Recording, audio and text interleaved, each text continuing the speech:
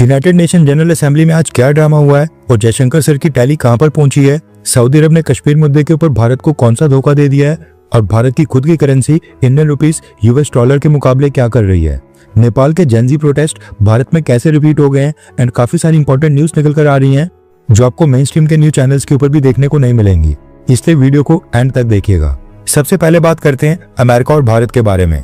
जैसा कि हमने आपको बताया था कि भारत के trade and commerce minister Piyush Goyal sir America गए हुए हैं, जहां पर वो यूएस ट्रेड डिपार्टमेंट के साथ ट्रेड डील के ऊपर नेगोशिएशंस कर रहे हैं। न्यूज निकल कर आ रही है कि पीयूष गोयल सर ने अमेरिका में कुछ बायलैटरल मीटिंग्स को अटेंड किया है जिनमें कुछ पॉजिटिव आउटकम निकल कर आ रहे हैं एंड अमेरिका भी ट्रेड टाइज को ऑन ट्रैक लाने के लिए पॉजिटिव रिस्पॉन्स दिखा रहा है। अभी तो खैर कुछ भी बोलना जल्दबाजी होगी, लेकिन इंडिया टुडे और बिजनेस टुडे ने आज एक न्यूज ब्रेक की है एंड रेफरेंस के लिए आपकी स्क्रीन के ऊपर इसके आर्टिकल का स्क्रीनशॉट भी है। न्यूज निकल कर आ रही है कि अमेरिका को पीयूष गोयल सर के साथ ट्रेड नेगोशिएशंस की मीटिंग काफी एनकरेजिंग लग रही है, जिसके चलते व्हाइट हाउस और डोनाल्ड ट्रंप एडमिनिस्ट्रेशन ने सिग्नल दिया है कि अब डोनाल्ड ट्रंप की भारत की यात्रा भी पॉसिबल हो सकती है। रिपोर्ट्स के मुताबिक अमेरिका ने सिग्नल दिया है कि डोनाल्ड ट्रंप भारत में क्वाड समिट को अटेंड करने के लिए इस साल के एंड से पहले रेडी हैं। इंडिया टुडे ने तो खैर अपने सोर्सेज नहीं बताए हैं क्योंकि व्हाइट हाउस और न ही भारत सरकार ने कुछ ऐसे अनाउंसमेंट की है, लेकिन न्यूयॉर्क में विदेश मंत्री जयशंकर सर ने अमेरिका के फॉरेन सेक्रेटरी मार्को रूबियो के साथ भी एक बायलैटरल मीटिंग की है एंड हो सकता है कि बैकएंड के ऊपर अमेरिका और भारत के बीच इस क्वाड समिट को इस साल के एंड से पहले करने की तैयारियां चल रही हों। नेक्स्ट अपडेट आ रही है अमेरिका के न्यूयॉर्क से, जहां पर यूनाइटेड नेशन जनरल असेंबली के 190 से भी ज्यादा कंट्रीज के प्रेसिडेंट, प्राइम मिनिस्टर्स और विदेश मंत्री आ रहे हैं। हम बात करेंगे जयशंकर सर के बारे में। जैसा कि हमने आपको बताया था कि जयशंकर सर 5 दिन पहले न्यूयॉर्क इसलिए लैंड हुए थे ताकि इतने दिनों पहले Jaishankar sir United nation general assembly में दुनिया के अलग अलग देशों के विदेश मंत्रियों के साथ मीटिंग कर सकें। इसी से संबंधित न्यूज निकल कर आ रही है कि जयशंकर सर ने पहले 2 दिन में यूनाइटेड नेशन जनरल असेंबली की साइडलाइंस के ऊपर 12 देशों के विदेश मंत्रियों के साथ मीटिंग कर ली है और ये 12 देश हैं America, Netherlands, Denmark, Singapore, Jamaica, Saint Lucia, Somalia, Suriname, Lesotho, Sri Lanka, Mauritius और मालदीव्स। वीडियो रिकॉर्ड करते समय इन कंट्रीज के विदेश मंत्रियों के साथ जयशंकर सर ने मीटिंग की है। इसके अलावा 2 मल्टीलेटरल मीटिंग्स पे अटेंड की हैं जहां पर कई सारी देशों के विदेश मंत्री एक साथ आए थे। इनमें से एक मीटिंग यूरोपियन यूनियन की कंट्रीज के विदेश मंत्रियों के साथ थी और दूसरी मीटिंग हुई है ग्लोबल साउथ की लाइक माइंडेड कंट्रीज के साथ, जिसमें 25 से भी ज्यादा देशों ने हिस्सा लिया था। यूनाइटेड नेशन जनरल असेंबली अभी 3-4 दिन और चलनी है and in total Jaishankar sir अगले कुछ दिनों में 25 से 30 देशों के साथ बायलैटरल 1-on-1 मीटिंग करने वाले हैं और 4 से 5 मल्टीलेटरल मीटिंग्स और भी होने वाली हैं।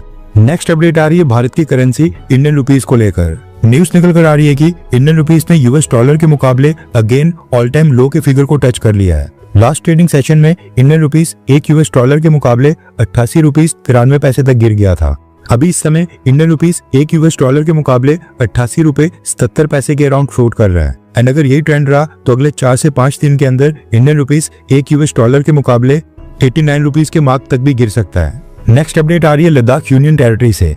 ये जो आप विजुअल्स देख रहे हैं ये नेपाल के जेन ज़ी प्रोटेस्ट नहीं बल्कि आज दिन में लेह लद्दाख में हुए प्रोटेस्टों को लेकर आ रहे हैं। लद्दाख में 6th शेड्यूल को लेकर काफी सालों से प्रोटेस्ट चल रहे हैं। आज इन प्रोटेस्ट ने नेपाल के जेन ज़ी प्रोटेस्ट का रूप ले लिया और न सिर्फ पुलिस और सीआरपीएफ के जवानों के ऊपर हमला किया बल्कि कई सारी बिल्डिंग्स और गवर्नमेंट इंफ्रास्ट्रक्चर को भी नुकसान पहुंचाया गया, सेम जैसे नेपाल में हुआ था। रिपोर्ट्स के मुताबिक आज के प्रोटेस्ट लद्दाख की हिस्ट्री में सबसे वायलेंट प्रोटेस्ट थे।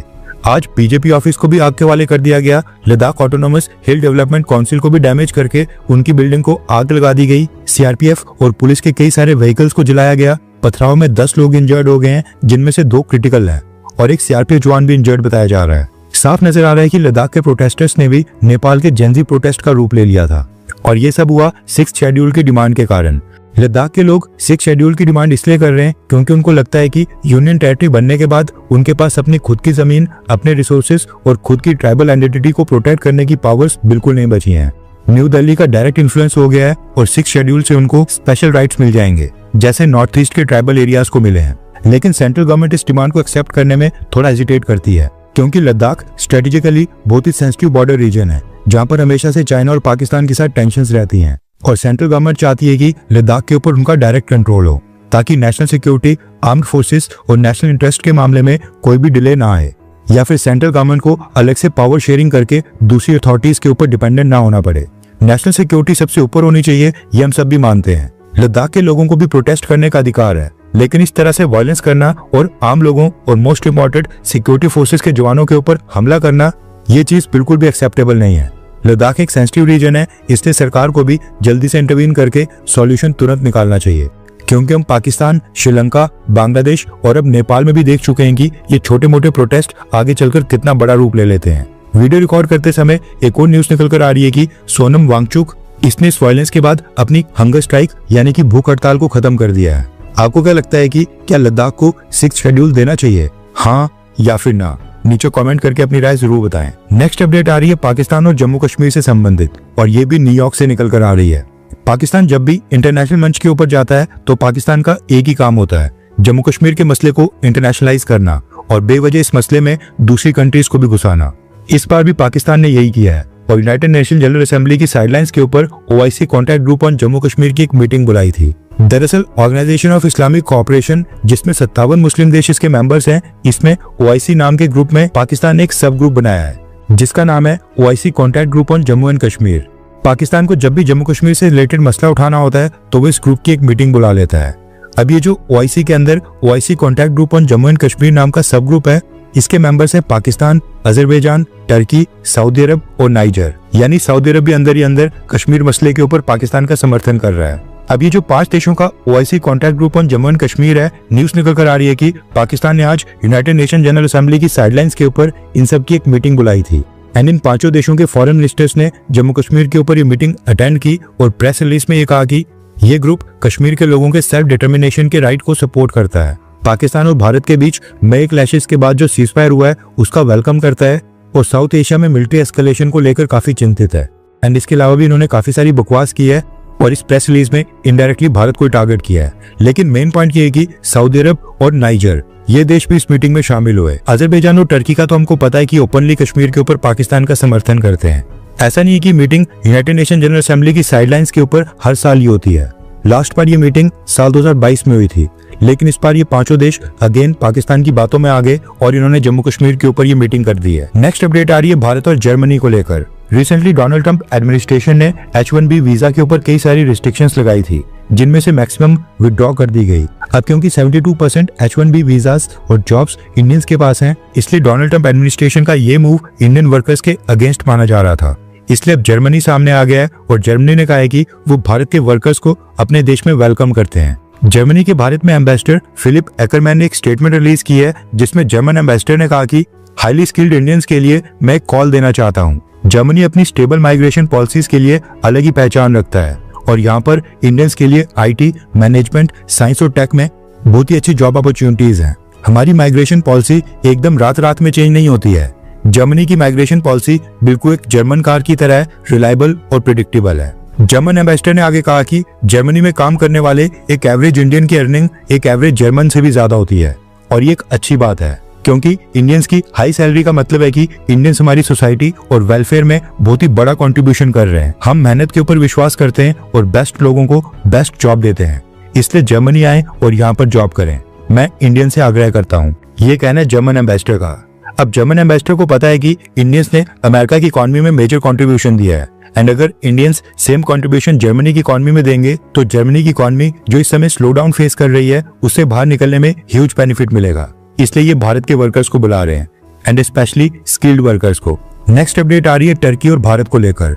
Turkish president Erdogan United nation general assembly को एड्रेस करने खुद ही आए थे एंड अगेन एक बार फिर इन्होंने कश्मीर मुद्दे को अपनी स्पीच में मेंशन करते हुए भारत को टारगेट किया और भारत को सलाह देने की कोशिश की। अर्दोगान ने अपनी यूनाइटेड नेशंस की स्पीच में कहा कि हम मानते हैं कि साउथ एशिया में शांति और स्टेबिलिटी बरकरार रखनी बहुत ही ज्यादा इंपॉर्टेंट है। अप्रैल महीने में पाकिस्तान और भारत के बीच की टेंशंस जो कॉन्फ्लिक्ट तक जा पहुंची थी, उसके बाद जो सीजफायर हुआ है उसका हम वेलकम करते हैं। हम ये भी एम्फसाइज करते हैं, यानी कि हम इस बात के ऊपर जोर देते हैं और ये कहना चाहते हैं कि आतंकवाद से लड़ने के लिए दोनों देशों का साथ मिलकर काम करना बहुत ही जरूरी है। हम ये पैरवी करते हैं कि कश्मीर का मसला सिर्फ बातचीत से ही सुलझाया जाना चाहिए और ये बातचीत यूनाइटेड नेशन सिक्योरिटी काउंसिल के रेजोल्यूशंस के ऊपर बेस्ड होनी चाहिए एंड इसमें हमारे कश्मीरी भाई बहनों की एस्पिरेशंस और कश्मीरियों की उम्मीदों को भी शामिल किया जाना चाहिए। ये कहना है अर्दोगान का। वैसे आपकी जानकारी के लिए बता दूं कि पिछले साल टर्किश प्रेसिडेंट अर्दोगान ने जो यूनाइटेड नेशन जनरल असेंबली में स्पीच दी थी उसमें अर्दोगान ने कश्मीर मुद्दे को पिछले साल नहीं उठाया था, लेकिन उससे पहले अर्दोगान 4-5 बार कश्मीर मुद्दे को यूनाइटेड नेशंस में उठा चुके हैं एंड अगेन 1 साल के गैप के बाद ये दोबारा से उन्होंने कश्मीर मुद्दे को मेंशन किया है।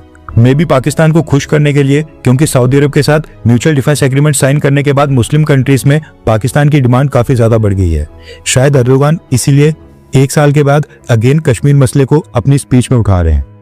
हर 24 घंटे के अंदर जियोपॉलिटिक्स में बड़े फेरबदलाव और उलटफेर हो रहे हैं और भारत के लिए नए चैलेंजेस आ रहे हैं। कोई देश अपने फैसले से पलट रहा है तो कोई देश ब्लैकमेलिंग के ऊपर उतर आया है। सभी देश एक दूसरे को नीचे लगाने की कोशिश कर रहे हैं। इन सब के बीच हमारा भारत किसी भी देश से पीछे न रह जाए, इसके लिए मोदी सरकार लगातार कोशिशें कर रही है। एंड भारत की foreign policy, defence news, economy और ग्लोबल अफेयर्स का सही एनालिसिस हमारे चैनल इंडियन अफेयर्स का मिशन है और ये मिशन आपके सपोर्ट के बिना अधूरा है। इंडियन अफेयर्स हिंदी के ऊपर हम सभी फैक्ट्स और डेटा बिल्कुल सरल भाषा में एनालाइज करते हैं, बिना किसी एजेंडा के। अगर आप चाहते हैं कि इंडियन अफेयर्स का सही और ऑथेंटिक एनालिसिस आप तक लगातार पहुंचे तो इस वीडियो को लाइक करें और हमारे चैनल इंडियन अफेयर्स को सब्सक्राइब करके बेल नोटिफिकेशन ऑन करना मत भूलिए। आपका एक लाइक हमारे चैनल को ग्रो करने में काफी मदद करेगा और एक सब्सक्राइब ये सुनिश्चित करेगा कि आप किसी भी इंपॉर्टेंट अपडेट को मिस ना करें। अगर आपने हमारे चैनल को पहले से सब्सक्राइब किया है तो दिल से धन्यवाद। जय हिंद, वंदे मातरम।